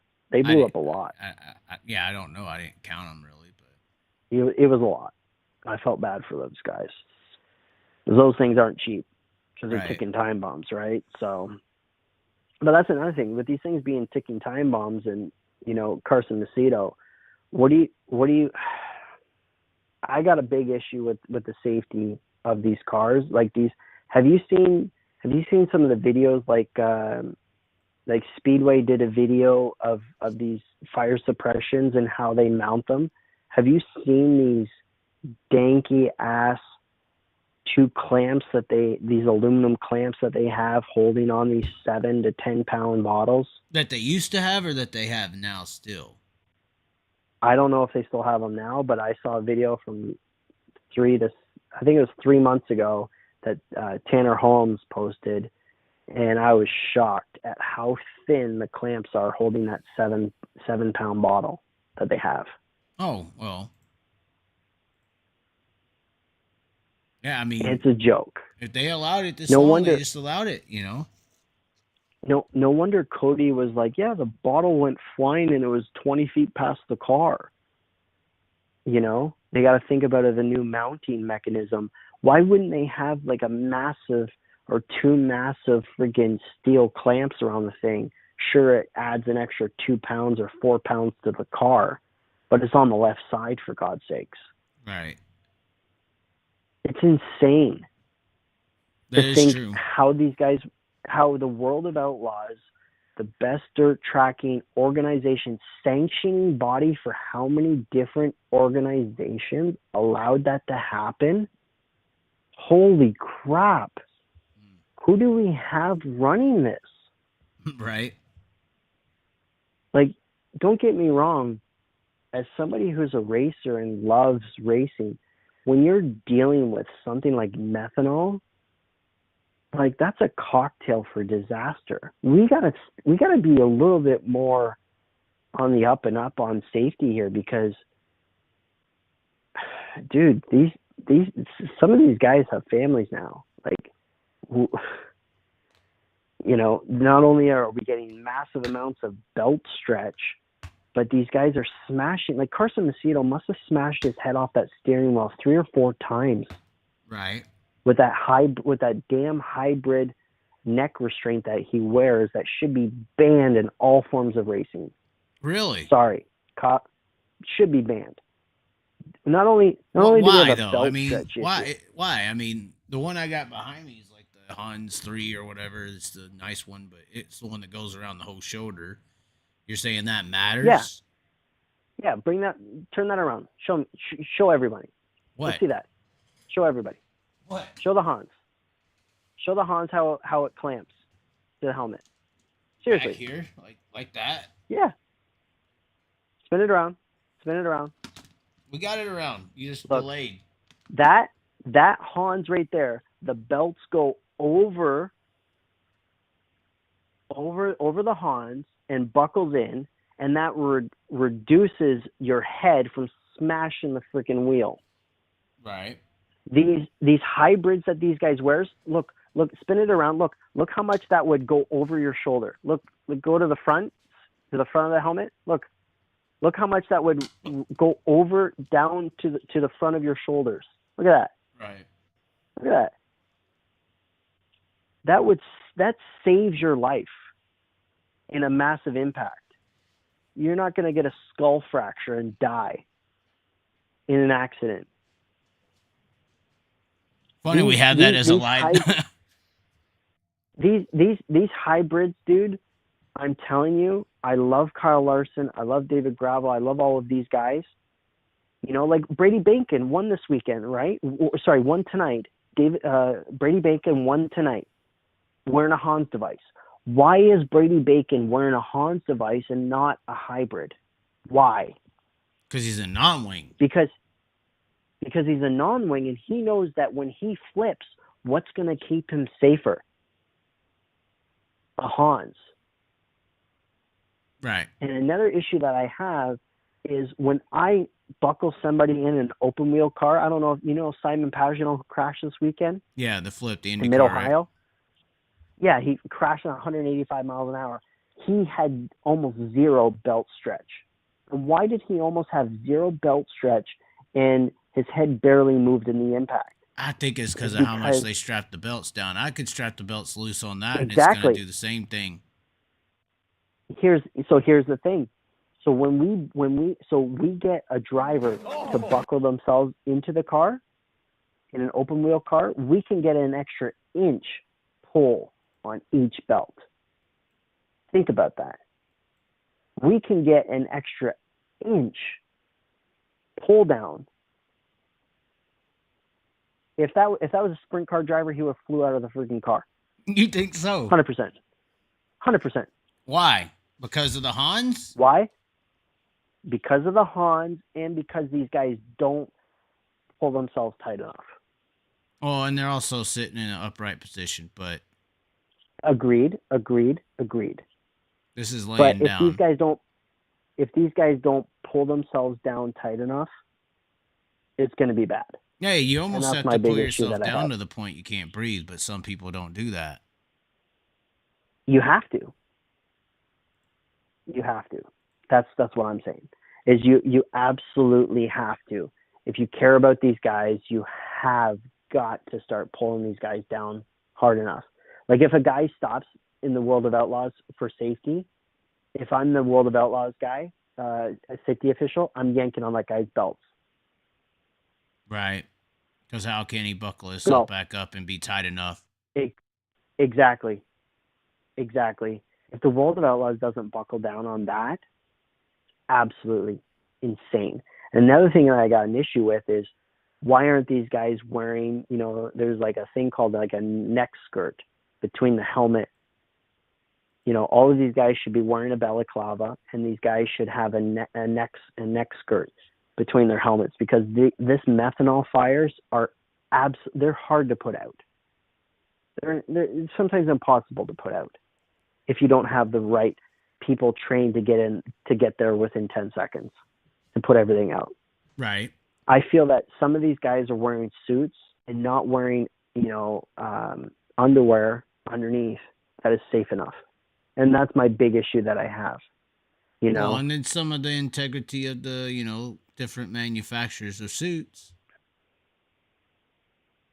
Some of these manufacturers, I feel, cheap out. And they're not, they might not be, let's just go based on layers. You can tell like a David Gravel and a Brad Sweet wear thick suits because these guys have been in fires before. Look at Brad Sweet. He friggin' ran from a mile away, run into Carson Macedo. Willing to get burned to friggin' save his friend. Like we need people wearing 3 and 4 layers of Nomex. I know that it's hot in the summer. I get it. but you're dealing with methanol, and I feel that some of these fire suits that these guys are wearing are not methanol fireproof suits. They're meant for a small NASCAR fire. Or they're meant Like, look to, at Kyle or Larson. they're meant to look cool with their Vans, you know. Look at Kyle Larson. It looks like he's wearing a friggin' just the tiniest little suit ever. That's going after a pretty big name. You know, it's a pretty big name there. The only reason I'm going after Kyle Larson is because I love the guy and I'm a big fan. I've always been a fan. I always will be a fan. And I care about the guy at the end of the day. I care more about him than K1 cares about him, or Sparko, or whoever he's wearing. Because at the end of the day, if he's knocked out for 30 seconds like a Carson Macedo, I care just as much. Now, do you think that what he is wearing is just as safe? Some people say, you know, more lightweight materials that are just as safe and blah, blah, blah. You're saying that visually you could tell. Visually you can see that it's harder for somebody like David Gravel to breathe in his suit than it is for a Kyle Larson. You can see how thin that suit is. I don't know if you watched the Caraway race, the Cars Tour race, but you can see the pictures of Kyle Larson wearing his NASCAR suit. That thing looks light as can be. You know, I know kids that are racing the Cars Tour race. I'm giving them crap right now. I'm saying, why aren't you wearing fireproof underwear underneath your suit? I see them suiting up with a T-shirt underneath, and it's the dumbest thing that you can do. Sure, you're wearing a Hans device. Love it. You're wearing an incredible carbon fiber helmet. Great. But you know what? You're not wearing fireproof underwear underneath. You're an idiot. So I'm going to call your dad, or I'm going to call whoever that's managing you and tell you that you should be wearing that, because I care about you, because when you're in a fire, you need that extra 10 seconds to get out of the car. What about NHRA? The NHRA suits, are you talking about stuff like that? All right, well, you don't need to go that. You're not dealing with nitro. You're dealing with methanol. Mm-hmm. Nitro, why are they wearing such thick suits? Why? Because they've learned their lesson. They've learned their lesson. We haven't learned our lesson in sprint cars and in dirt cars. You think Doug Wolfgang would have taught them that? But do you think that they would listen to Doug Wolfgang, as much of a legend that he is? Do you think that they would listen? You think they would listen to his example? You know, they stopped... I noticed that Brad Sweet didn't have the full containment body on his car. I heard that that's a lot of the rumblings, is that there shouldn't be no more full containment sprint cars. That's what a lot of people are going to as an issue as well. In case a wreck like that happens, that the door on the left side is at least open so someone could pull you out. What about the door on the right side? The door on the right side is completely open, Chaz. What are you talking about? On the sprint car? Yeah. You know how they got the full containment bodies? Yeah, but on the right side, all you have is just a panel. Right, but nobody wants to get their screwdriver out, I guess. They're just saying they want to be able to access the driver instantly. You notice Brad Sweet had had the open side this last at Cedar Lake. It's usually closed. Yeah. Well, it's because it's hot, right? No, a lot of people are saying that they're doing that because of what happened with Carson. That they're going to potentially outlaw the full containment bodies. Interesting. Well, from what I understand, Casey wants him to run the full containment, or did, before the accident. And he was always against it, was he not? I'm assuming. And then he did the half, and now he did nothing? Well, I texted Brad Sweet about this when I heard the rumblings of that. I said, why don't you just make that fucking closed containment, make it somehow a door like the Pro Stocks and an HRA, have some kind of latch where you can open that bitch if you need it, outside or inside. So then it's weight. Yeah, then it's fucking weight. Okay. It's weight, and it's also another thing that could malfunction in the case of a fire. Well, I'm just saying, you can either have a door that could maybe open or no door at all, and okay, fine. Yeah, it's my big thing is what these guys are wearing. You know, like, are all of these guys? Here's my question to you, Chaz: are any of these guys wearing carbon fiber helmets? Who's wearing a carbon fiber helmet? A lot of them are. Yeah. Good. Because I've heard the heavy helmets is what causes a lot of neck injuries as well. After I got that one back there, I kind of second guessed my purchase. It's pretty heavy, but here's the thing, right? If all of these guys, even if you're not wearing a carbon fiber helmet, if you wear a Hans device, the movement stops at a certain point. It stops you earlier than these hybrids. And I understand that the reason why these guys wear the hybrids is because they can have more ability to move, which I understand. But when you're in an accident, you don't want to move that much. Okay. So that's just my thing. All right. So well, we are past midnight. Any closing words? We could go in circles on this for a long time. Closing words. Buddy Kofoid, figure out what's going to happen with TRD. You know, stop getting jerked around by David Wilson's team at TRD. TRD, if you're going to do a 410 program, make sure Buddy Kofoid is getting paid. Donnie Schatz is a legend. Brad Sweet's having one hell of a year, and I feel that Gravel and the big game team is just found something. They're not hungover. They're never going to be hungover. I think Carson Macedo, Brad Sweet, David Gravel, it's going to be one hell of a friggin' showdown, dude. Like, let's be honest. We're not even halfway, and there's 56 points between the top three. This is going to be one hell of a show. And it's even going to be an even bigger show. What happens if friggin' Logan Schuchart goes on a hot run? What happens if Donnie goes on a hot run? Yeah. What happens if Sheldon goes on a hot run, dude? Sheldon can come back from 200 plus points. Right. 100% it can. Yeah. So, you know.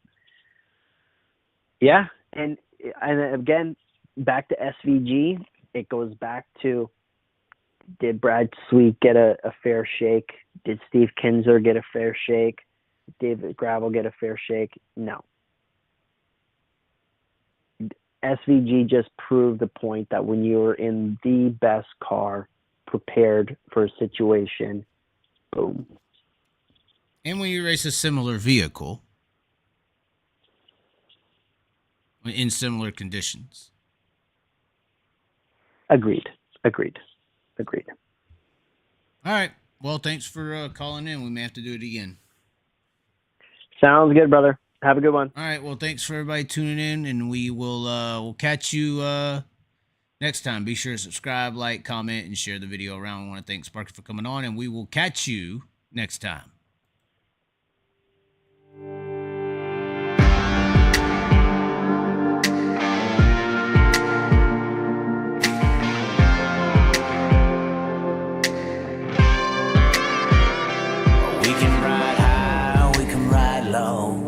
Ride anywhere we need to go. We can ride all night up to the morning, as long as we make the show. We can be the best, or we can be the worst. We can be the best thing you ever heard. With the motor singing and the grandstands ringing, it's hard to put it all in words, but this is how we ride.